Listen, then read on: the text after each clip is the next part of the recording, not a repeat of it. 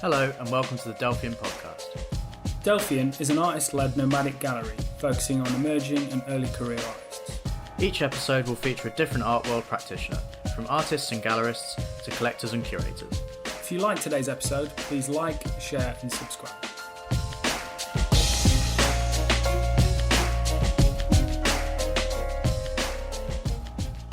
Hello and welcome to the next edition of the Delphian podcast. My name is Nick J.S. Thompson and as ever I'm joined by Benjamin Murphy. Hello.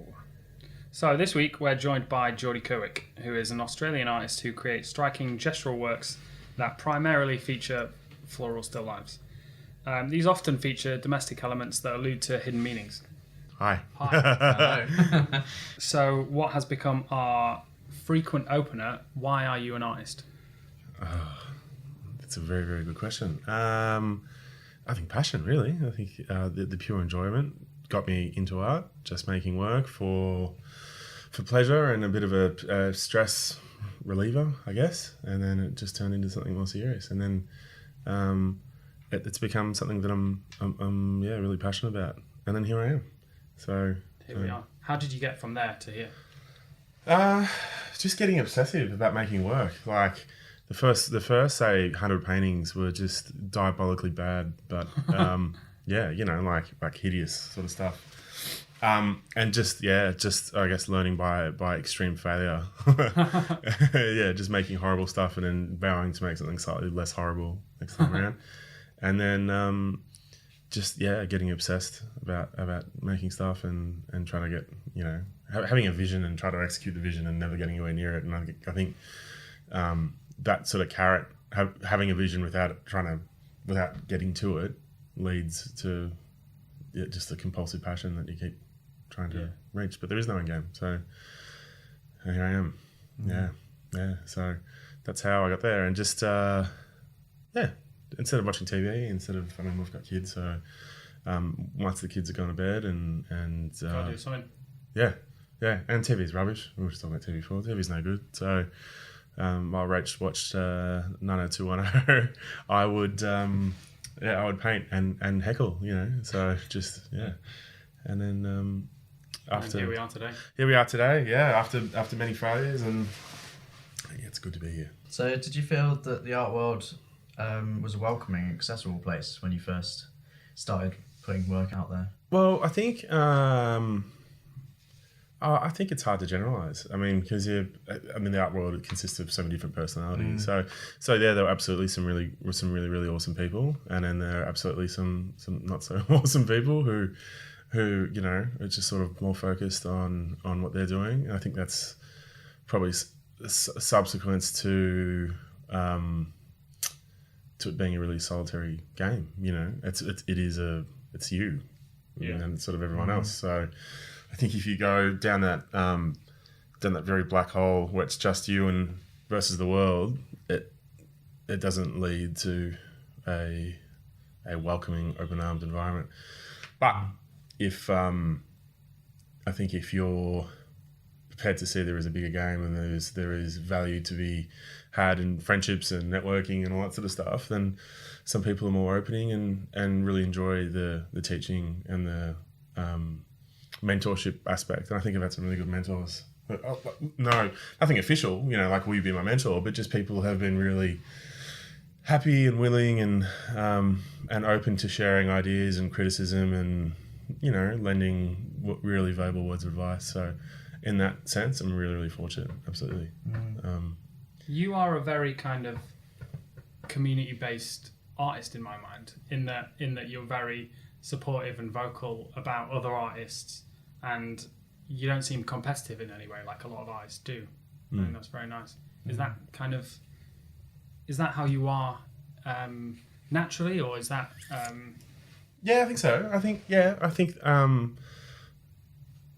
get more enjoyment out of giving presents than receiving. I just get awkward, when somebody gives you something. I just, I thank profusely and then probably overthank people and stuff. And, but yeah, no, I really enjoy it. I think the helping thing is important. The community aspect, I think if everyone's doing well, then that speaks volumes for for the industry or for that community that you created.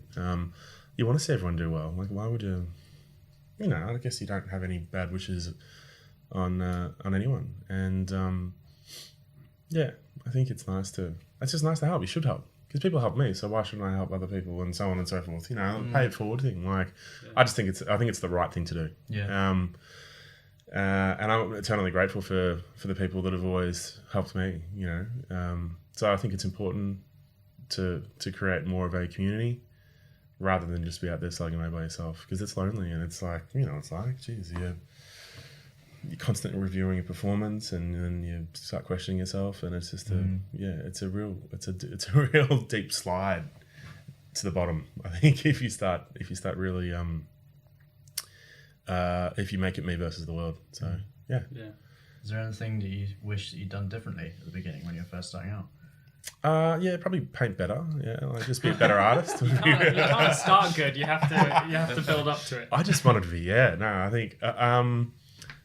No, it's a really good question, because it's not like, it's one of those things I haven't done it before, so I don't know. It's like the only way I know. Yeah. And it was like, it's turned out well, and I think there's a huge element of luck. I think there's persistence, mostly luck, but you know, elements of persistence and various elements of strategy around getting to where you want to get to.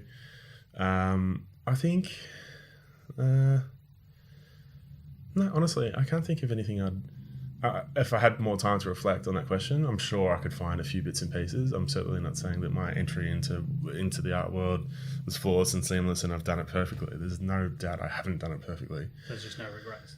No, yeah. That's like a great couple of word way to answer, as opposed to my babbling on for 3 minutes. So you don't have any formal art training, do you? No. So did that lead to you feeling like a bit of an outsider, and do you still feel like an outsider? Yeah, I think sometimes you get a little bit of a. I think sometimes you think that I might be able to paint better if I knew more. Like, sometimes wonder if I would be a much better artist if I wouldn't got some sort of formal education, and I'd still love to know more about the technical aspects of painting. But I mean, I'm okay with it. I think one day, if I had time and energy, I could go and potentially study stuff. I mean, I read a lot, so I have a reasonable understanding of art history, but I don't have a great depth of knowledge when it comes to the application of arts and application of paint and yeah. I mean, it really is trial and error with what I do, because I'll try stuff, I'll just get it wrong. So yeah, yeah. Well, your work's got a beautiful, subtle naivety to it. Is that something that's harder and harder to preserve the more that you progress? Thanks. Well, thank you for that. That's a nice way of putting it. Yeah. I guess. Yeah. I mean, there are periods of time where you like your work. You know, you like a body of work, and then you see an evolution from that. But in some ways, it can feel like a devolution, because you progress and you go, that progression wasn't necessarily something that I see as being a direction I wanted to go. So I think I mean, you can't unsee things, can you? Like, when you get inspired and when you learn something new or you go and see a show, it's hard to unsee things. So the progression's inevitable, but yeah, I don't know, mate. I probably don't put too much. I try not to think about it too much, because I think I'll just do my head in. I just try to come up with new ideas. I mean, how many ways can you paint a flower? I'm not sure. I'm giving it a crack though. So, yeah, to answer your question, I'm not 100% sure, but I don't put too much weight on it. Yeah. Yeah. Do you see your work as sort of outsider art in a way, because of your no formal training, or how do you perceive it? Yeah, like yes and no. Yeah, for sure. I mean, I look at like the outside artist greats, like, you know, William Hawkins, Henry Darger, Mary T. Smith, and there is just like this unbelievable naive looseness about the work they made, and it's just. I think that's the pinnacle of outsider art, in my opinion. Like, you know, they're like the gods of outsider art, and I can make anything as beautiful and simple, and as equally simple as intricate and detailed and as they could. I don't know. Does it feel like outsider art? I don't know. What do you guys think? It's hard. Outsider art has become a broad term. Like I think your work has that naive vibe that is a lot of people aspire to and try and force. I think yours is genuine, which is why it works so well. that you can really see my lack of skill come through. No, there is a real skill in it. That's not what I mean. No, I know what you're saying, but yeah, I guess the fear in learning is you can't unlearn things, can you? Yeah. So if you are an outsider in inverted commas, once you learn stuff, you can't unlearn it, and then you might lose, like your previous question, you might lose some of that outsiderness. I feel like I started exhibiting probably too early in retrospect, and my drawings, because I do figurative drawings, I didn't really know how to draw properly for the first couple of years of my career. And when I look back on that work now, I see these kind of distorted figures. But they're great. And it's impossible to fake it. Yeah. Yeah. Just on that, a friend of mine, Galena Glue, she went like that. We'll get her on the podcast at some point. No, I'll do it. She can defend herself. She's a superstar. Ask her. Yeah. No, she just wanted me to call her Gluina. That was the name she was after. So we spent 6 weeks trying to make bad cutouts. Like, and then we would critique them and go, it's way too straight. Like, it's way too good. It has to be twice as bad as that. And it's actually really hard when you get in the cutout and you're cutting out canvas bits and to get something that looks semi-discarded and with no thought and done by like my 5-year-old, it is so hard. Just get your 5-year-old to actually do it. Oh, you get bored. I mean, yeah. I'll have to get Sonny into something. Hopefully Milo will be a bit more cooperative, but Sonny gets sick of it very quickly. So, what would be one piece of advice that you'd give young artists when they're starting out? Yeah, I think it's one piece of advice. All right. I mean, give us multiple. All right. I think before I got into painting, I was into literature, which is something you and I have spoken a bit about. I was actually, again, I was really interested in being a writer, but can't write. So it's like, it's the same with anything. The same with painting. You're not good when you start. You've got to. Yeah. So I was massively into Henry Miller, and he said you have to be obsessed and possessed, and I think that is the greatest advice you can ever give. And that doesn't apply with just art. That's, I think, anything, any vocation. Get obsessed and possessed by that vocation, and that means draw as much as you can, paint as much as you can, read as much as you can about the greats because they're great for a reason, and just get into it. Like, give it your all. I think people sort of stick their big toe into things like this, and really, it's a really tepid approach. Scared of failure, I get it. Scared or apprehensive about costs because it's kind of expensive now to make reasonable art. And if you're not selling it, if you're just getting out, like you can amount a fair bit of cost in getting art out there. So I think, there are a lot of reasons not to throw everything into it. But I think at any level, if you can, whether it just be even collage and stuff, just get creative and throw everything into it. And if it doesn't work, shit happens. Move on to the next thing. But I think the commitment's important. Yeah. So that would be my 2 cents. What is something that you would change about the art world if you had a magic wand or you could click your fingers? Well, I think there's things that I like, and I'm just thinking of things that I like. What's the converse of the things that I don't? It's the opposite to that. It's such a. I mean, I work with so many cool people, so I think I'm really. Thank you. Yeah. I think I'm I have been really, really lucky in terms of the guys I've worked with and the painters I've befriended and the networks that were created. I haven't had too many bad experiences. I think. I guess if anything. It's more like the art institutions, I think, have really created a pathway that's not realistic for artists. I think having no sort of formal marketing, branding, business development education puts artists day one, post-university, in a really precarious position. Absolutely, yeah. I'm not anti-establishment at all. I think there's real value in art education, but if you take the fact that you're an artist out of the fact, if you take the fact that you need to promote yourself and be a business and sell work to make more work and to live and to eat and pay rent or mortgage or whatever it is, you need to know how to market yourself. You need to know how to have conversations. You need to know how to manage a brand, the brand being you. And I don't think that's taught enough, you know. Like, I know that speaking to heaps of younger artists, how they sort of come out and, you know, say, we were told you shouldn't sell too much work in your career. It's like, oh, that's good. So how many shows have you done? None. Okay, that's okay. No, that's fine, because it's not easy to get a show, you know. And how many people have tried to sell work? Oh, none, but I haven't really, but I wouldn't anyway. I wouldn't sell them anyway. Yeah. I'm like, man, that's crazy advice. Like, if someone finds a piece of yours really intriguing and is prepared to spend money on it, sell them the work and get excited about it and use that momentum to go forward, and then reinvest in your art, you know. So I think, I think there needs to be more conversations around how do I manage myself as a person that needs to drive a level of income to support my practice. Not too few artists think of themselves as businesses.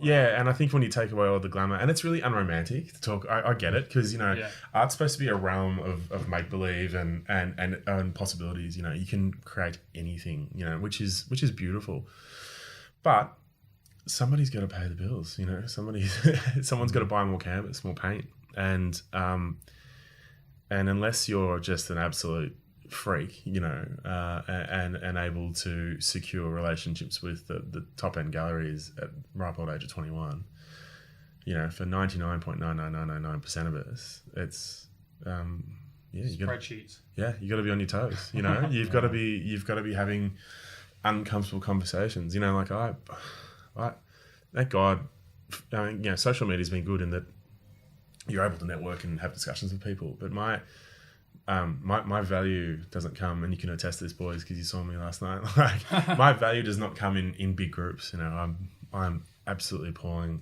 I can't. You know, I really struggle, and so going to opens for me would probably be counterproductive to anything. People would actually walk away saying, "Hey, make sure you mark his name. And we do not want to work with that weird dude who just sort of stood there not saying anything." You're not as bad as you think. Yeah, no, definitely not. So I think having the capacity to just have really, you know, have nice conversations with people around the world is really good. So. So that would be one thing I'd change, mate. Is I think more from a grassroots level, from an institutional level, getting people more training, more understanding around money and networking and discussions and marketing and making sure you portray yourself as a good person, because nobody wants to work with difficult people with false sense of self. You know, I think people want to work with cool people who appreciate opportunities. Prepare to make the best work and really want to have a go. So that would be my advice, I think. So you have, and we've spoken about this before, you have a background in marketing and branding, that kind of stuff, right? Yes. Yeah. How much of that do you think can you attribute to your success? Attribute your success to? Yeah, look, I think, fair bit. You know, I was in my previous life, I was far from. I could not deem my previous career as being successful at all, but, you know, I learnt a lot around marketing and branding, and, you know, they always say perception is reality, and people's perception of you is their reality. So you've got to have that in mind. I think after the show we did at Delphian, you know, do you remember the review? Yeah. Pancho. I remember I was Pancho. I was Don Quixote's little friend, and it was really interesting because the review. Do you remember? Like, it was very short. She said, "Look, you know, he's trying to do X and Y, and it was cool and it was good. He's trying to be rock and roll, but he's probably just a, you know, sort of middle-aged older dad who is well past it." And I remember I sat there going, "God damn it. It's true. It's true. I am Pancho." He's nailed me. Yeah, I am Pancho. Shit. I think it's really important to be wary of your, and an inverted commas, brand. You know, be wary of your brand. your brand can be anything. I mean, with the invention of social media, you can literally create whoever you want. It's like acting, essentially, you know. So I think authenticity is the key, you know. And the reality is, I am the most normal, like, semi-boring, you know, family guy going around, you know. Love my boys, love to paint, adore my wife, and, you know, little else matters after that. Yeah, so I think my past has certainly helped me affirm who I am. That's all it's done, and that knowledge enables me to create a package of this is me. You know, I'm Pancho. I'm not quite as cool as Don Coyote, but I'm still on the scene. You know, I'm still on my donkey, you know, cruising along. You should title your next show that I am Pancho. I am Pancho, man. I think what hurt me the most was just like, you know, I couldn't even refute it. I was like, God damn it, I am Pancho. So. It was quite a favourable review. Yeah, it was a great review. Oh, and it was honest, and I thought it was true. You know, true in not the praise, but true in that it was scary how they were, without having met me, actually like got me. So no, it's good though that your personality translates through your work. Yeah, I think so. Trying to be cool, but just well and truly past it. So. That is exactly how I would sum you up. So, yeah, thank you, mate. Thank you. May have been cool once upon a time, but yeah. No. So let's get back to your work. Yes. So your work is quite expressive. How much planning goes into it, and how experimental are you when you're making it? So next to no planning whatsoever. When I have a inverted commas lightning bolt idea, I might charcoal draw something, maybe, or just paint it straight away. Just execute it. I think it's really interesting because my wife and I are polar opposites. She's meticulous and she's focused, and she does these awesome digital drawings of the work she's going to execute. And I just need to get started somehow, so go and get some really like shit color and chuck it on a canvas and just you know, see where I can take it.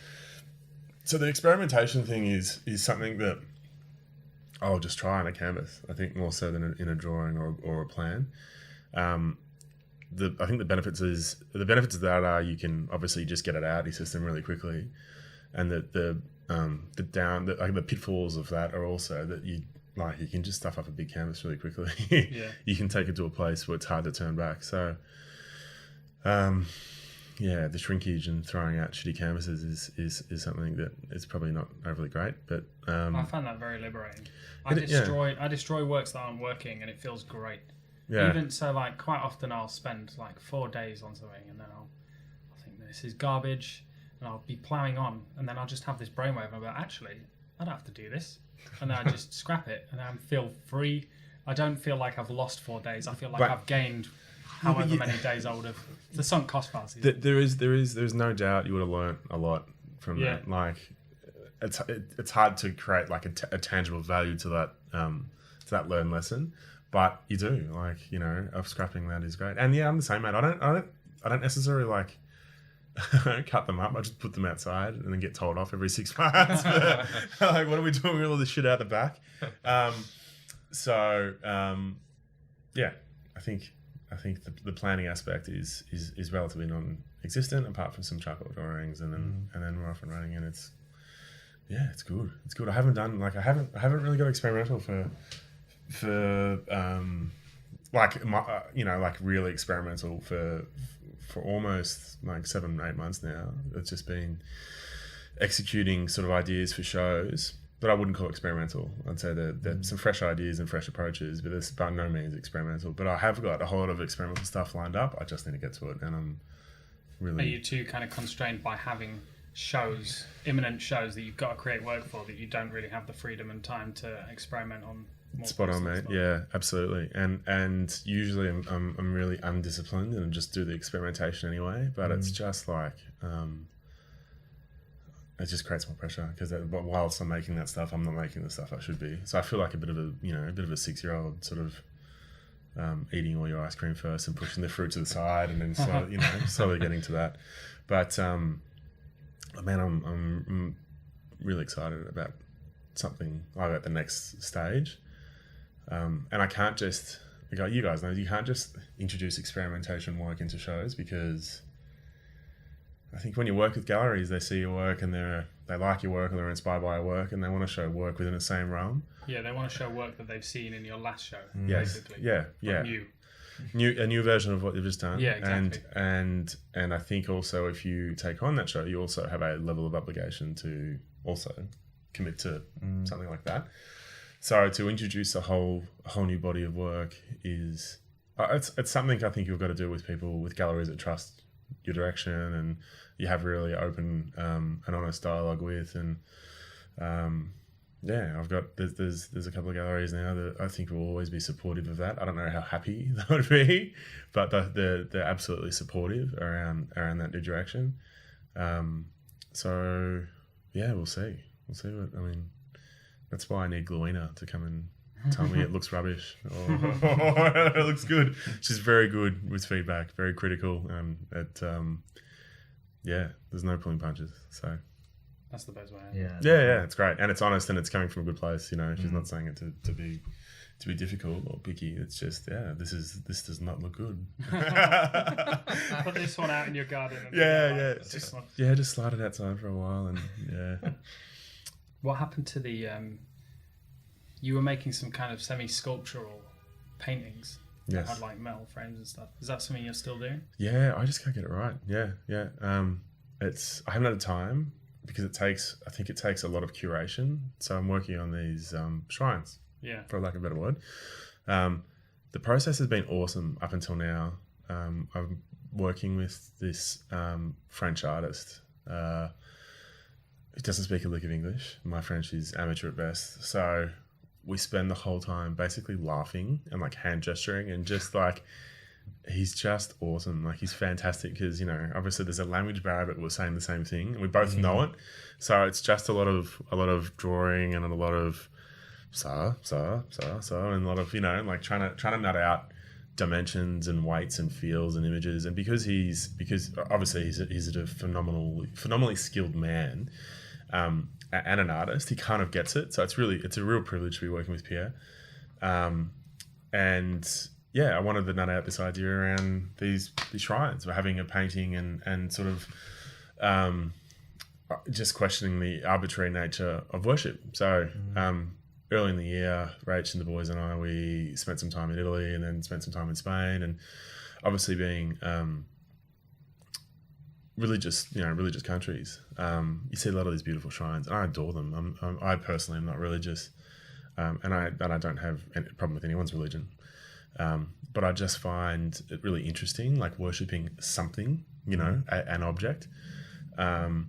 So I thought I'd like to make some of these shrines with these big steel developed wall hangings, filled with arbitrary things to worship, that aren't necessarily pretty or nice, but are as arbitrary as worshipping a Madonna or a picture of a deity.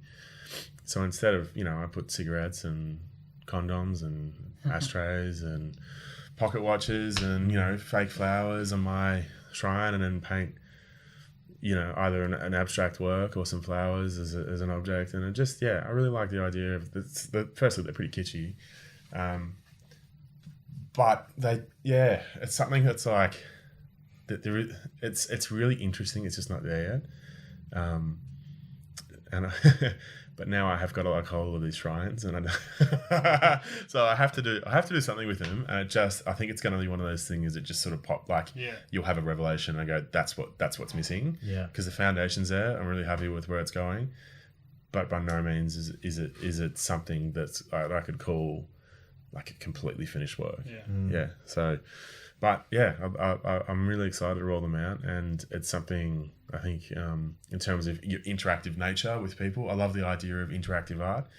So hopefully when we get there, people will be able to create their own shrines. So check them out, and they can put whatever they want on the shrine, and they can put a painting in or take a painting out and put some of their own personal effects and take imagery and create their own sort of shrines. Yeah. And I think it's just an interesting discussion. I always find worship interesting, you know, the arbitrary nature of worship and why we do it, and, you know, does looking at something with a religious connotation have any more value or output as looking at a white wall and Or saying, looking at a still life of flowers with a condom. yeah, unused, by the way, unused condom.